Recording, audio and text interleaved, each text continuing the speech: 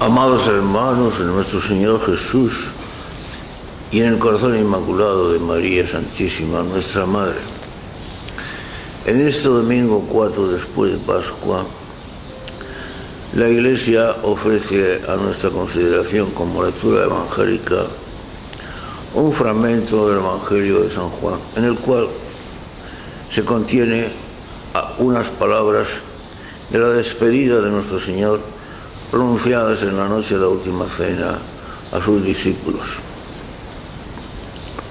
En este fragmento que leemos hoy se contienen, hermanos queridos, las siguientes palabras de nuestro Señor. Cuando venga el Espíritu de la verdad, Él os guiará hacia la verdad completa. Cuando venga el Espíritu de la verdad, Él os guiará hacia toda la verdad. Estas palabras pronunciadas por nuestro Señor, traídas al momento actual, en el cual vivimos sumergidos en un mundo en el que impera a todas luces la mentira y la iniquidad,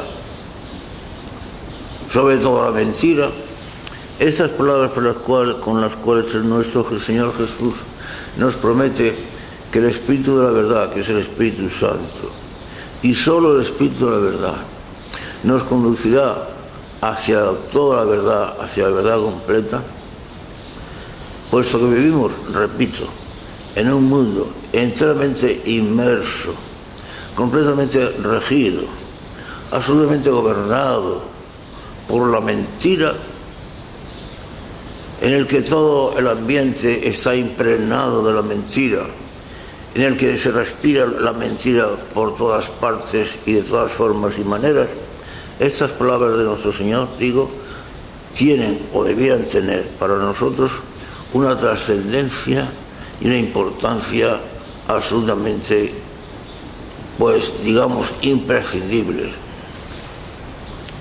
Tengamos en cuenta, hermanos queridos, como acabo de decir, en una afirmación que en el fondo y en la superficie todos sabéis que es verdad, que vivimos en un mundo regido por la mentira. Y esta afirmación se extiende tanto a la sociedad civil como a la sociedad eclesiástica. Esto puede parecer duro, como muchas cosas de las que se dicen o hay que decir. Bueno, las que solemos decir muy pocos, en general no se dicen, pero es verdad. Vivimos bajo la mentira tanto en el mundo de la sociedad civil como en el mundo de la sociedad eclesiástica. Tanto los dirigentes o gobernantes o pastores o como se quiere decir de la una y de la otra sociedad dicen o hacen o se comportan constante y continuamente en y bajo la mentira. Todo lo que dicen o disponen o hacen con respecto a sus súbditos, y me refiero, repito, tanto a la sociedad civil como a la sociedad eclesiástica, en su generalidad y en su mayoría es mentira, es falsedad. Y entonces, si eso fuera así, y si mis palabras no estuvieran regidas por la exageración, como algunos pueden pensar, supongamos que no estén regidas por la exageración, que mis palabras sean ciertas, como muchos de buena voluntad saben en su corazón que es así. Si esto es así, si el mundo de hoy está regido por la mentira, y si los gobernantes de uno y otro lado gobiernan a sus súbditos bajo la mentira y bajo los dictados de la falsedad, ¿por qué los ciudadanos o por qué los fieles se dejan dominar y se dejan conducir por la mentira? Podrían preguntar. Y es que, hermanos muy amados, y volvemos a las palabras duras, la humanidad, a pesar de lo mucho que habla, de lo mucho que pregona al respecto y de lo mucho que dice sobre el tema, la humanidad ha renunciado total y absolutamente a la libertad. Democracia, libertad, palabras que ahora se usan a toda hora y en todos los sentidos y por todos los medios de comunicación y en boca de todos los políticos y en boca de todos los pastores de la Iglesia, la democracia, la libertad, los valores humanos. Pero ¿existe tal democracia y tal libertad? Todas esas mentiras, porque lo son aceptadas a través del lenguaje humano que los hombres han consentido en que se corrompa hasta su raíz. De tal manera que los hombres, por la razón que sea, han optado por la mentira, han pactado por la mentira y han renunciado a la verdad. Razones por las que han optado por la mentira y han renunciado a la verdad. Bueno, en último término, porque han renunciado a Dios y se han vuelto de espaldas a Dios. Además, han preferido su propia concupiscencia, los placeres de la vida, los placeres de la carne y, en definitiva, su propio yo y su propia soberbia. Pero tengamos en cuenta que según las palabras de Jesucristo, y las palabras de Jesucristo son espíritu y vida, y vuelvo a repetir, hermanos míos muy queridos, y os lo digo de todo corazón, como tantas veces os he insistido, las palabras de Jesús son más valiosas, más ciertas, más verdaderas y más seguras que las palabras de los hombres. Más ciertas y más seguras que las palabras de los falsos maestros, de los falsos profetas, y no digo de los falsos políticos, porque todos los políticos son falsos. Digamos, falsos maestros, falsos profetas, falsos pastores de la Iglesia y políticos. Todas son falsas. Y teniendo en cuenta que según las palabras de Jesús, solamente la verdad nos hace libres, sus palabras literales son estas: si guardáis mis palabras, conoceréis la verdad, y solamente la verdad os hará libres. Luego, según sus palabras de Jesucristo, palabra de Dios, por lo tanto, palabra cierta, palabra segura. Si según las palabras de Jesucristo, solamente sus propias palabras son las que nos hacen libres, cuando renunciamos a sus propias palabras, a sus propias enseñanzas, a sus propios dictados, entonces renunciamos a la libertad. Renunciamos a la verdad, damos de lado la verdad y inmediatamente, y como consecuencia, caemos automáticamente en la mentira. Las cosas son así, como 2 y 2 son 4 y 4 y 2 son 6. Si solamente la verdad nos hace libres, cuando renunciamos a la verdad, hemos perdido la libertad. Y en el mundo de hoy vivimos bajo la mentira. Los gobernantes gobiernan bajo la mentira.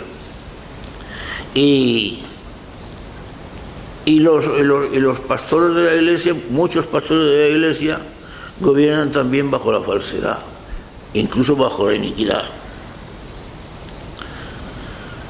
Entonces, si anudamos conclusiones y acudimos a la lógica, llegamos al resultado de que la humanidad de hoy es un mundo de esclavos. Sí, ya sé que esas palabras escandalizarán a muchos y serán muchos quienes las negarán, pero es la verdad. Si no vivimos bajo la verdad, somos esclavos. Vamos, según las enseñanzas de nuestro Señor Jesucristo, no según las enseñanzas de los falsos maestros, de los falsos profetas, de los falsos pastores o de los políticos. Un mundo de esclavos, esclavitud. Un mundo de esclavos en el cual el cerebro ha sido, pues eso, como se dice vulgarmente, comido, el cerebro de cada hombre ha sido prácticamente eliminado, los medios de comunicación, los medios de la técnica moderna, los medios de apoderarse del pensamiento de las masas, de las multitudes, los medios de dirigir a las multitudes y a las masas aquellos caminos y criterios a los que el sistema los quiere conducir, etcétera, etcétera. Todo eso es una realidad. Yo, por ejemplo, cuando pienso en nuestra propia patria, cuando pienso en 46 millones de españoles, cuando pienso en 46 millones de españoles gobernados por los gobiernos por los que estamos gobernados, me imagino un teatro de Guiñol, unos espectadores presenciando el teatro de Guiñol y unos muñecos haciendo la pantomima.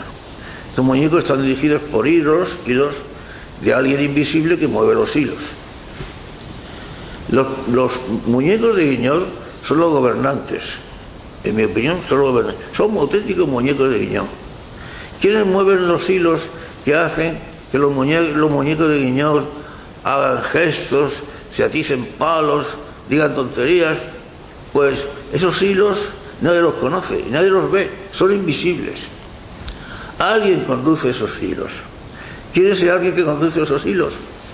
Bueno, en el fondo todos lo sabemos, porque esos gobernantes no son más que muñecos de Guiñol. Y es, repito, el espectáculo tristísimo de 46 millones de españoles presenciando un teatro de Guiñol, unos muñecos guiándose, moviéndose y diciendo tonterías o barbaridades o falsedades, conducidos por hilos invisibles que nadie sabe quién los maneja, y presenciando y oyendo a tales muñecos como si fueran personas reales, como si fueran realidades, como si sus palabras fueran dignas de ser oídas, dignas de ser escuchadas, como si sus consignas fueran dignas de ser seguidas. Y tales gobernantes, por lo general, sin principios, sin ética ninguna, sin cultura, a veces incluso analfabetos, etcétera. Personajes a veces de una altura moral incalificable en el sentido de bajo, sin embargo son los que están gobernando nada menos con 46 millones, iba a decir de españoles, digo mejor de borregos. Estas cosas son difíciles de decir, pero es una realidad, por dura que parezca, que vivimos en un mundo de mentiras. Los ejemplos que podríamos poner serían innumerables. Vamos a limitarnos a dos que están a la orden del día, que todo el mundo conoce. Por ejemplo, hoy parece que se habla muchísimo del holocausto judío. 3 o 4 millones de judíos sacrificados por los nazis en los campos de Auschwitz, los campos de crematorios de Auschwitz, etcétera, etcétera. Una cifra con frecuencia abultada, exagerada, pero en fin, admitámosla, 3 o 4 millones de judíos. Lo grave no sería eso, sino lo grave, aparte de lo que tenga la noticia de abultamiento, de falsedad o de exageración, el hecho no deja de ser más que triste y más que lamentable, y todo lo que podríamos decir en este sentido sería poco. 4 millones de personas asesinadas así como así no sería meramente para lamentarse o para llorar, sería pues para desgarrarse las vestiduras y mucho más. Pero en fin, ha sucedido, hecho dolorosísimo, lamentabilísimo y digno de todo castigo. Pero lo más grave del caso no es que se pretenda erigir tal hecho o tal acontecimiento como sustitutivo y por eso se llama holocausto, del sacrificio de Cristo en la cruz. Porque eso es lo que se está haciendo. El sacrificio y la muerte de Jesucristo en la cruz, como medio de redención de todos los hombres, está siendo de lado y está adquiriendo prioridad el sacrificio, el llamado holocausto, de estos infelices judíos que murieron a manos de los nazis en 30 de enero del año 2009, el portavoz de la Santa Sede, Padre Lombardi, decía: el que niega la Shoah, o sea, la muerte de los judíos en el Holocausto, el que niega la Shoah no conoce el misterio de Dios ni la cruz de Cristo. La Shoah o el Holocausto equiparados, opuestos en inferioridad al misterio de Dios y a la cruz de Cristo. Esto es la realidad de hoy, esto es lo que se está haciendo.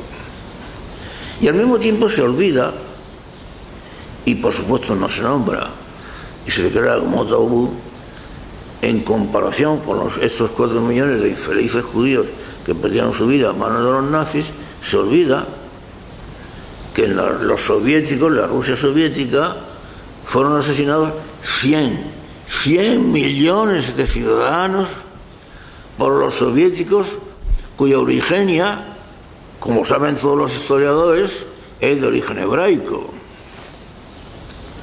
La origenia de tal operación sanguinaria y genocida, llevada a cabo por los soviéticos, pero es de origen hebraico, como saben todos los historiadores, y eso se silencia, y eso se calla. ¿Acaso no es una injusticia? ¿Acaso no es una mentira patente? De eso no se puede hablar. Es más, es un tema tabú. Y pasemos a otro ejemplo, más actual si cabe. El tema de las manipulaciones, de las revelaciones de Fátima, y el tema de las manipulaciones y escamoteos y falsedades con respecto a las apariciones de Fátima. Yo confieso que hace muchos años, cuando yo era todavía joven, yo estaba un poco reacio a creer en las apariciones de Fátima. No que las negara, no las negaba, pero yo nunca fui muy partidario de las revelaciones, apariciones, locuciones de visionarios y visionarias, toda esta clase de revelaciones privadas. Nunca fui muy partidario de ella. Creí siempre en la revelación oficial de la Iglesia y en aquellas revelaciones privadas incluso aprobadas y recomendadas firmemente por la Iglesia, de las cuales yo solamente conozco dos, las de Lourdes y por supuesto las de Fátima. Pero en fin, como yo entonces era muy joven y entonces no había todavía un apoyo demasiado, no existía, pero oficial por parte de la Iglesia con respecto a Fátima. Pero cuando empecé a descubrir la terrible operación de falsedades, de escamoteos, de manipulaciones que se llevaron a cabo y que se han llevado a cabo y que se sigue llevando a cabo sobre las revelaciones a los partocitos de Fátima, sobre la devoción a la Virgen de Fátima, etc., yo llegué a pensar, cuando existe tal ferocidad por parte del sistema por combatir a las revelaciones de Fátima, a la Virgen de Fátima, a la devoción a la Virgen de Fátima, a los secretos de Fátima, a tal punto de escamotear, falsificar, ocultar los decretos de Fátima, sobre todo aquellos que más hacen alusión directa al estado de la humanidad y a la necesidad revelada por parte de la Virgen de que dada el estado de iniquidad y de maldad en el que se encuentra la humanidad, existe por parte de esta misma humanidad una absoluta necesidad de arrepentimiento y volverse a Dios, y tal cosa se oculta y se escamotea. Cuando veo que el mensaje de Fátima, que es absolutamente sobrenatural, se intenta convertirlo en un mensaje puramente natural, ya no se hace alusión a las palabras de la Virgen en las cuales se alude a la necesidad imperiosa de que dada la maldad existente en el mundo es necesario que los pecadores nos arrepintamos, es necesario que los pecadores hagamos penitencia, es necesario que los pecadores nos volvamos a Jesús, nos volvamos a Dios. No, ahora parece ser que la Virgen solamente recomienda una necesidad, unas advertencias acerca de que nos cuidemos de los oprimidos por las injusticias sociales. Se quiere convertir el mensaje sobrenatural de la Virgen de Fátima en un mensaje de pura naturalidad. La Virgen habló, lo cual es falso, a los pastorcitos, así se dice, pero es falso, de la necesidad de trabajar por los oprimidos, por los que sufren, por los pobres, por los que son víctimas de las injusticias sociales, aquellos que fueron privados de presente, a los que se les niega el pasado y a los que se les roba el futuro. Pero la Virgen no vino a hablar para privarnos de las injusticias sociales, vino a hablarnos de la necesidad de que nos arrepintiéramos de nuestros pecados. Vino a hablarle a los pecadores, que somos todos, porque pecadores los hay entre los pobres y también entre los ricos. Los pobres serán pobres, pero también pueden ser pecadores, y de hecho lo son, como lo somos todos. Y ese sentido de la necesidad del arrepentimiento, y este sentido de la necesidad de huir, de escapar del pecado, y esta necesidad, el sentido de la necesidad de volvernos a Jesucristo, de volvernos a Dios, ese sentido sobrenatural,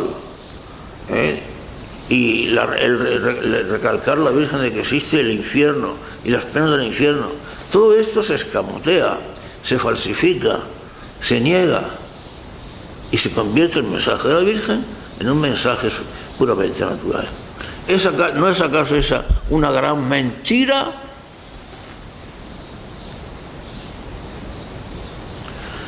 Tendríamos que recordar que la verdad se basa únicamente en Jesucristo. Decía él: yo he venido al mundo para dar testimonio de la verdad. Si ha venido al mundo él, Jesús, para dar testimonio de la verdad, todo aquello que se derive de Jesucristo, todo aquello que se funda en Jesucristo, todo aquello que empieza en Jesucristo, o todo aquello que termina en Jesucristo es verdad. Y todo aquello que se aparte de Jesucristo, y todo aquello que niega a Jesucristo, es mentira. Yo he venido al mundo para dar testimonio de la verdad.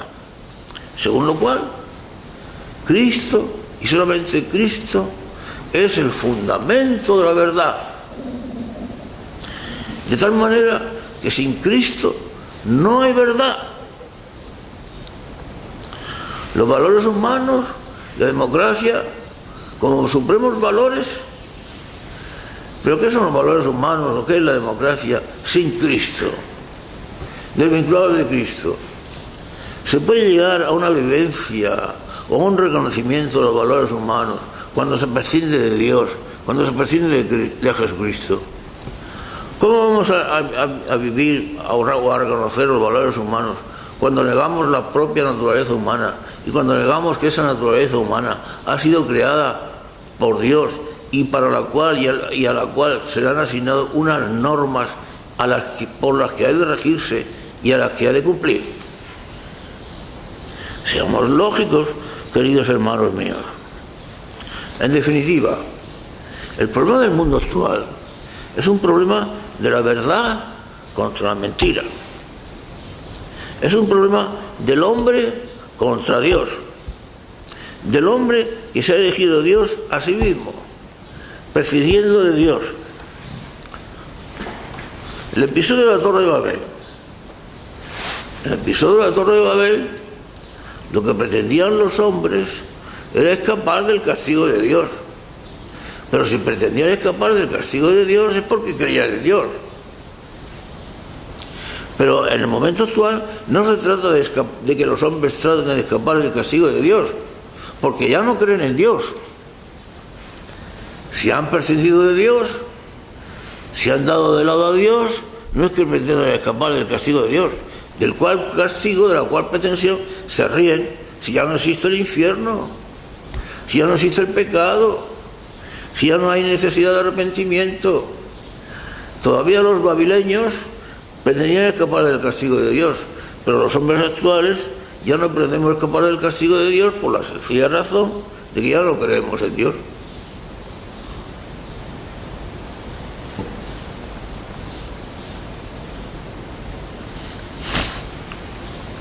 Cuando el Papa Juan XXIII, en su famoso discurso de apertura del Concilio Vaticano II, declara el arrodillamiento de la Iglesia del mundo ante Dios, del arrodillamiento de la Iglesia ante el mundo. Ya la Iglesia no pretende denunciar los errores o los pecados del mundo, las herejías del mundo, sino que pretende darle una mano al mundo y ponerse en paz con el mundo. En realidad, ya no se trata, aunque aparentemente lo parezca, de una anteposición, de una antítesis del mundo contra la Iglesia. No, es una antítesis del mundo contra Dios, o mejor dicho, del hombre contra Dios.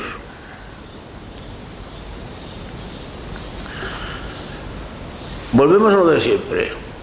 El problema actual del mundo es un problema de la tremenda contraposición, de la tremenda y horrible lucha en la que nos va la existencia, de la mentira contra la verdad, o de la verdad contra la mentira. Y sin embargo, fijaos, hermanos míos muy queridos, no lo olvidemos, son palabras de Jesús: sin mí nada podéis hacer. Podemos prescindir de Jesucristo, lo cual significa podemos volvernos de espaldas a la verdad. Él decía: yo soy la verdad. Yo he venido al mundo para dar testimonio de la verdad. Pero si nos empeñamos en prescindir de Jesucristo, habríamos de tener en cuenta sus palabras: sin mí nada podéis hacer.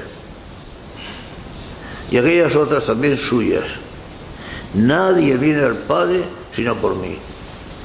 Y estas palabras son fundamentales. Y yo os diría, hermanos míos muy amados, con toda la fuerza de mi corazón, acerca de la necesidad absoluta de que las tengáis en cuenta. Porque se puede decir que a Dios, o conseguir la salvación, se puede ir por muchos caminos: por Buda, o por Zaraustra, o por los dioses que sean, o por la Mahoma, o por donde fuere. Y se nos dice: todos los caminos van a Dios, y todas las iglesias son caminos de salvación. Falsedad, mentira. Nadie viene al Padre si no es por mí, dice Jesucristo. Y decía San Juan, el evangelista: el que no conoce al Hijo no conoce al Padre. El que no ama al Hijo odia al Padre. Es inútil que pretendamos conseguir la salvación, sea una salvación sobrenatural o sea una salvación puramente humana, en la que el mundo de hoy es la única en que cree. Sin Jesucristo no hay salvación. Sin Jesucristo. Por eso se ha eliminado la cruz. Cuando decía San Pablo bien claramente: es verdad que el mundo pide sabiduría y los judíos piden milagros y lo que sea, pero yo predico solamente a Jesucristo y a Jesucristo crucificado, porque solo en la cruz hay salvación, porque la cruz es la salvación para los que creen, y es condenación para los que no creen. La cruz. Y sin embargo, hoy día, en el mundo moderno, en el mundo de la falsedad y en el mundo de la mentira, se ha eliminado la cruz, y se ha eliminado de tantas y de tantas maneras. Por ejemplo, como todos sabéis, hablando de la salvación universal, ya no fuimos redimidos en la cruz, en la muerte de Jesús en la cruz. Fuimos redimidos simplemente porque Jesús se hizo hombre, y al hacerse hombre y al tomar sobre sí mismo la naturaleza humana, todos los que pertenecemos a la naturaleza humana estamos unidos a Cristo y por lo tanto estamos salvados. Falsedad, mentira. La falsedad se consigue por la fe en Jesucristo y por las obras por las cuales comportamos y unimos nuestra vida a la de Jesucristo. No por la fe sola, como dicen los protestantes, o no por la fe, como aludía nuestro Santo Padre ayer, por ejemplo, en el discurso de Fátima. Nos salvamos por la fe en Jesucristo, no solamente, el Santo Padre, quizá por olvido, omitió que la fe en Jesucristo no basta. La fe en Jesucristo comporta la unión con Jesucristo, participar de su vida, conformar nuestra vida a la suya, porque la sola fe en Jesucristo es la doctrina protestante, lo cual pasa inadvertido para la multitud de los fieles. Pero eso es así. No existe la salvación universal. Existe la salvación universal mediante la cooperación humana. Es verdad que Cristo vino para salvarnos a todos, para todos los que querían ser salvados. Lo cual es justo y natural, porque si el hombre no quiere ser salvado, la salvación es un ofrecimiento del amor de Dios al hombre. Y el amor es un tomo, es un doy porque quiero. El amor es esencialmente libertad. Y requiere, por lo tanto, una respuesta también esencialmente libertad. Si tal respuesta esencialmente libertad no existe, ¿por qué Dios va a salvar a uno? ¿Por qué Dios le va a dar a uno su amor cuando ese tal no quiere recibir ese amor? Es imposible. Ni a Dios mismo le es posible ofrecer y dar su amor a alguien que voluntariamente y libremente lo rechaza. No puede ser. Y esta eliminación del sacrificio y eliminación, por lo tanto, del esfuerzo, se ve dentro de la Iglesia de tantas formas y de tantas maneras. No hablemos de la nueva misa, en la que la idea del sacrificio pues está bastante difuminada. No hablemos de cómo hoy no se predica la necesidad del sacrificio, la necesidad del esfuerzo, la necesidad del arrepentimiento, la necesidad de la penitencia, la necesidad de la adhesión a la cruz. De eso nada. Fijaos, por ejemplo, para poner un ejemplo práctico, que suele pasar inadvertido. Hermanos míos muy queridos, les hablo de todo corazón. Las nuevas leyes en España, hoy en general en el mundo, sobre la enseñanza, por lo menos en Europa, que yo sepa, las nuevas leyes de la enseñanza eliminan todo esfuerzo por parte de los alumnos. Ya no hay necesidad de exámenes, ya no hay necesidad de aprobar, todo el mundo pasa, todo el mundo aprueba, todo el mundo consigue sus títulos, pero eso en el fondo, ¿qué supone? Eliminar el esfuerzo y el sacrificio por parte de la juventud, de los jóvenes. Lo cual, traducido, significa construir un mundo de jóvenes que son puramente analfabetos, ignorantes y robots. Y como robots que son, pues puramente manejables por el sistema. La nueva ley de la enseñanza, la que ya no existe un examen, ni necesidad de aprobado, ni necesidad de estudiar, ni necesidad de esfuerzo, ya no existe el estudio. Ahora los estudios en las universidades y clases son talleres. Los alumnos se reúnen, chicos y chicas, en grupos, y en los cuales se pasan muy bien, hablando, haciendo como se hacen trabajos, y en realidad lo que se hace pues pasarse un rato muy agradable. Esa es la verdad. Se acabó el estudio, se acabó la investigación, se acabó la enseñanza y se acabó el pensar por uno mismo, que es lo que pretende el sistema. ¿Supone eso o no supone vivir en un mundo de falsedades y de mentiras, hermanos, sí o no? Pensemos, por ejemplo, lo que pasa en una iglesia como la nuestra, de la que formamos parte por la gracia de Dios, una iglesia sin pastores. Una iglesia en la que muchos de ellos son apóstatas, en la que muchos de ellos han perdido la fe, en la que muchos de ellos están adscritos a la masonería, en la que muchos de ellos son enemigos declarados de la iglesia, en la que muchos de ellos, en vez de impartir las buenas semillas, la buena comida, el buen alimento a los fieles que tienen encomendados, les imparten veneno. El veneno de la falsedad, el veneno de las falsas doctrinas. Esa iglesia, ¿acaso no es la iglesia de la mentira y de la falsedad? Pensemos en una iglesia sin tradición. Una iglesia en la que ha renunciado a la tradición. Una iglesia que pretende que la iglesia empieza en el Concilio Vaticano II. Y que antes, los 20 siglos anteriores que transcurrieron, eso no tienen valor. Esos siglos son obsoletos. Y los concilios anteriores pues son concilios obsoletos que quizá tuvieron valor en su época, en su momento, en aquellas circunstancias históricas, pero no en las actuales. Con lo cual la tradición queda eliminada. Pero la tradición en la Iglesia es esencial. La tradición en la Iglesia es fuente de revelación. Una Iglesia en la que nos hemos desvinculado, esta es la verdad, de 20 siglos, esa Iglesia es realmente la verdadera Iglesia, pues lo será, sin duda ninguna, porque la Iglesia es perenne, pero es una Iglesia que ha traicionado a su fe.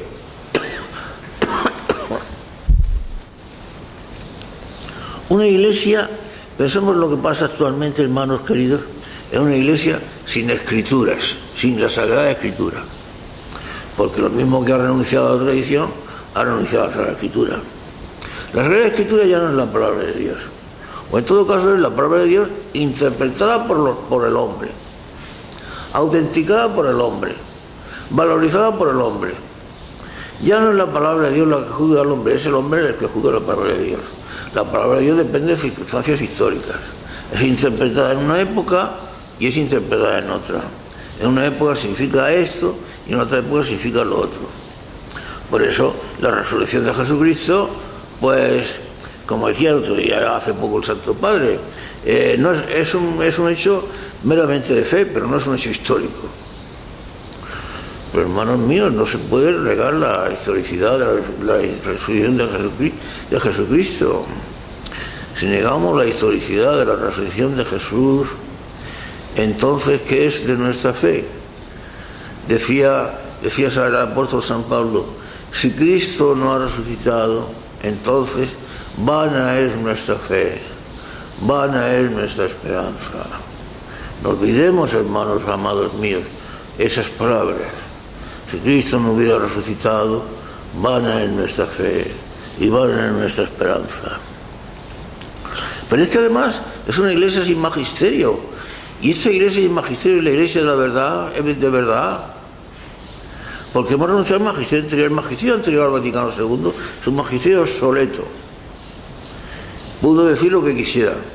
Por ejemplo, el magisterio inmediatamente anterior al concilio niega el modernismo. Y el magisterio inmediatamente posterior al modernismo, al Concilio Vaticano II, pone de nuevo en pie el modernismo y rehabilita a aquellos autores modernistas que habían sido condenados como herejes por los papas anteriores y que ahora son puestos como verdaderos príncipes y pastores de la Iglesia, fautores de la nueva Iglesia, y dotados de una importancia y una influencia excepcionales. Una iglesia sin esperanzas. ¿Pero qué es una iglesia sin esperanzas? La iglesia sin esperanzas es la iglesia de verdad. Es la iglesia de verdad.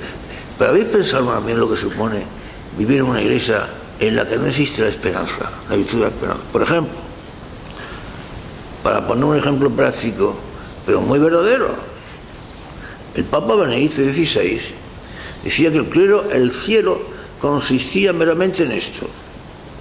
El cielo no es más que cuando morimos, que desaparecemos, quedamos y permanecemos en el recuerdo que Dios tiene de nosotros. Pero si todo lo que hemos de esperar, si toda la bienaventuranza que anhelamos conseguir, si todo el contacto, la amistad y la visión de Jesucristo por la cual vivimos de añoranza y de ilusión a lo largo de toda nuestra vida, se queda reducida a que desaparecemos, pero permanecemos en el recuerdo de Dios, eso significa prácticamente eliminar la vida del más allá, la vida sobrenatural, la vida de la bienaventuranza. Y una iglesia sin la esperanza de la vida bienaventurada, que estemos caminando en esta iglesia que es peregrina a lo largo de este valle de lágrimas, a través de sufrimientos, de penalidades, de sinsabores, de fracasos, para que luego se nos diga que todo va a quedar reducido al recuerdo que Dios va a tener de nosotros cuando hayamos desaparecido. Eso supone una iglesia sin esperanzas.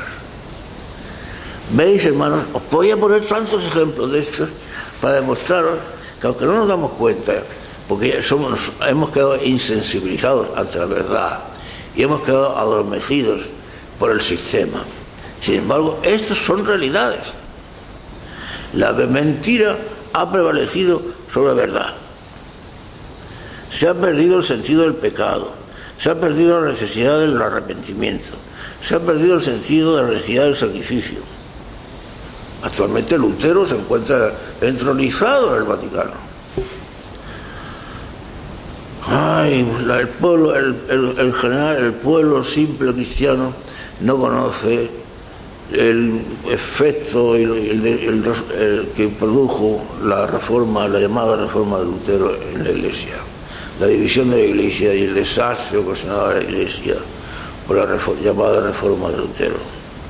Lutero, entronizado en el Vaticano. No le damos importancia. Cerramos los ojos ante eso, como cerramos los ojos ante tantas cosas, pero así es. En definitiva, el hombre contra Cristo, la verdad contra la mentira, porque si Cristo es la verdad y hemos dado de lado a Cristo, hemos dado de lado a la verdad y hemos optado por la mentira. Y al hacer tal cosa, nos hemos olvidado que Cristo Jesús, como decía San Pablo a los colosenses, es nuestra vida, con V mayúscula, nuestra vida. Jesús es nuestra vida. Yo os digo personalmente, hermano mío, en mi vejez y en muchos años, que yo no sé qué sería de mí ahora mismo, sin pensar que Jesucristo, soy un pecador, pero dentro de eso, si a mí me dicen que Jesucristo no es mi vida, si a mí Jesucristo lo sacaran de mi vida, si a mí Jesucristo se borrara del horizonte de mi vida, ¿qué sería de mí? ¿Dónde iría yo? ¿Cuál sería el horizonte de mi esperanza y de mi existencia? Y al robarnos a Jesucristo con nuestra vida, nos han robado la vida, nos han robado nuestra propia vida.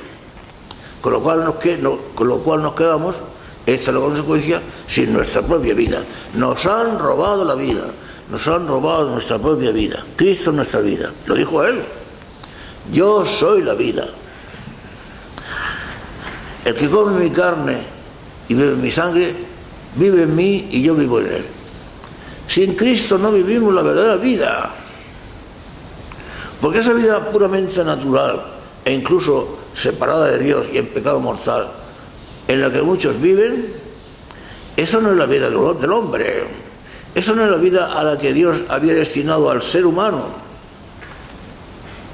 Esa es la vida de un ser humano degenerado, desnaturalizado, pervertido y prácticamente condenado a la condenación. Yo soy la vida.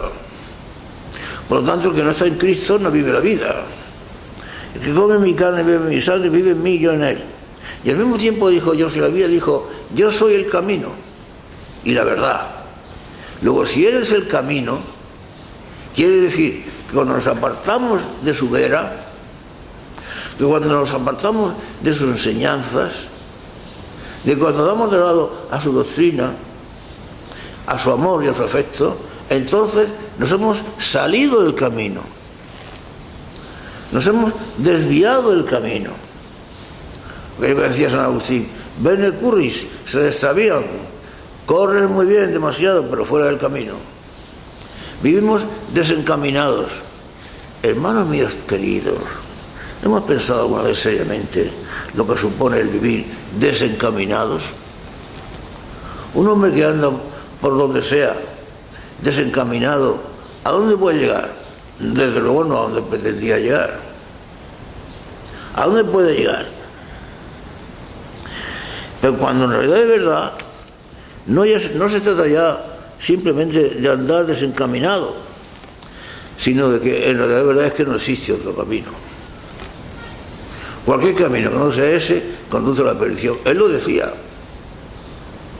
La única senda que conduce a la vida es la senda estrecha, ardua y difícil, la que se deriva de sus propias enseñanzas y de su propia vida. En cambio, la senda ancha, cómoda y fácil, por la que camina casi todo el mundo, es la vía que conduce a la perdición. Frente a todo eso, frente a esa situación del mundo que estamos viviendo, en la cual se está librando esa terrible lucha entre la verdad y la mentira, en la que en el mundo que vivimos estamos sumergidos, estamos inmersos bajo el poder de la iniquidad de la mentira, aquellas palabras de la Escritura que elevan nuestro corazón y levantan nuestra esperanza. Porque sea como fuere y pase lo que pase, Cristo es el mismo ayer y hoy y por siempre.